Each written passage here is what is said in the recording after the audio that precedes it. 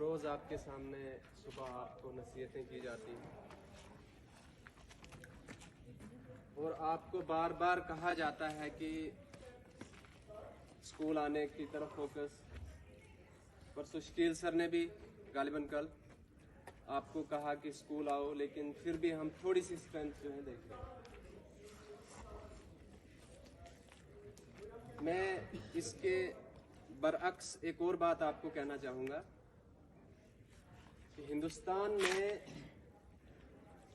65% population of India that comprises of youth, और अगर आप पूरी लाइफ को देखें तो जो यूथ की स्टेज है, अल्लामा इकबाल ने इसको कहा है कि उकाबी रूह जब बेदार होती है नौजवानों में तो मंजिल नजर आती है उन्हें आसमानों में। लेकिन आपकी मंजिल कहां पर है ये हमें अभी पता नहीं लग रहा। इब्राहिम नाजी एक बहुत बड़े स्कॉलर हैं, वो कहते हैं कि मैं कुछ बातचीत होने लगी तो मैंने उससे बीच में एक सवाल पूछा कि आपकी जिंदगी का मकसद क्या है। तो कहा, उसने हैरान होकर ये पूछा, आप ये ध्यान रखना कि मुझे ऐसा लगता है कि वो जरूर गांधी के ख्यालात, आप बच्चों के ख्यालात से मिलता जुलता शख्स था। उसने कहा, जिंदगी का भी कोई मकसद होता है?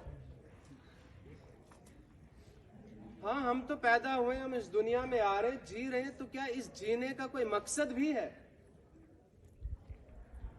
खुदा कहता है, अफ़ हसिबतुम अन्नमा खलकनाकुम अबसा, क्या तुम्हें खुदा ने बस यूं ही इस दुनिया में भेज दिया है और तुम समझते हो कि बस फजूल की जिंदगी है, जैसा कि आप लोग सोचते हो?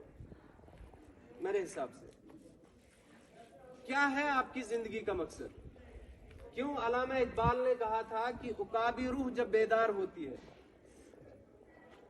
वो आपके अंदर, उकाब किसे कहते हैं मालूम है ना? शाही परिंदा, अल्लामा इकबाल का फेवरेट परिंदा। उसके आप औसाफ जानते हो क्या है वो? क्यों आप जो है वो करगस वाला, कौवे वाली जिंदगी गुजारना चाहते हो, न कि शाही बनना चाहते हो? क्यों आपकी जिंदगी का कोई एक हदफ नहीं है? अगर होता तो फिर मेरी साइंस के पेपर में, जो मैंने पेपर अभी कुछ चेक किए हैं, इससे ज्यादा कोई भी नंबर नहीं ले रहा।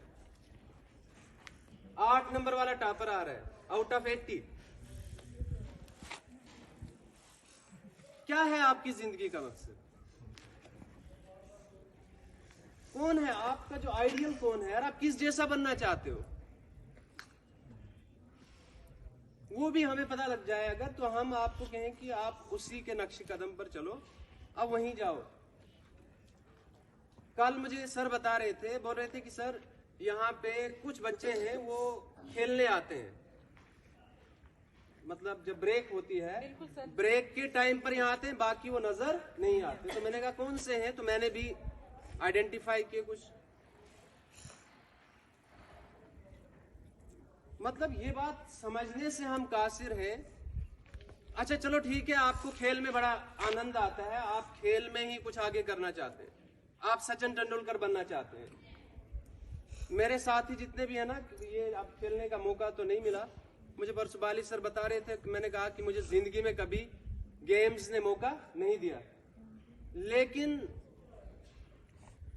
तुफ है आप लोगों पर कि खेल की तरफ भी आप कल 3 मैच जो है स्टाफ से हार गए। नहीं करना चाहता, मैं यही कहूंगा, अपने आप को पहचानो, अपने अंदर की खुदी को पहचानो, अपने पोटेंशियल को पहचानो, अपने आप को पहचानो, अपने आप को इंट्रोस्पेक्ट करो, अपने आप का मुहासबा करो, अपने आप को समझो, अपने आप को जानो। कहते हैं ना, मन अरफ रब्बहु नफ्सहु फकद अरफ रब्बहु, जिसने अपने आप को पहचान लिया उसने उस खुदा को भी पहचान लिया। तो सबसे पहले अपने आप को समझो कि मैं क्या कर रहा हूं, मेरे करना क्या चाहिए था, मेरी जिंदगी का मकसद क्या है। आज जरा आप सोच लेना, और उसके बाद जो है उस मकसद के लिए जो है आपने फिर स्ट्रगल करनी है। कंस्ट्रक्टिव एफर्ट्स टुवर्ड्स डेडिकेटेड जो है डेडिकेशन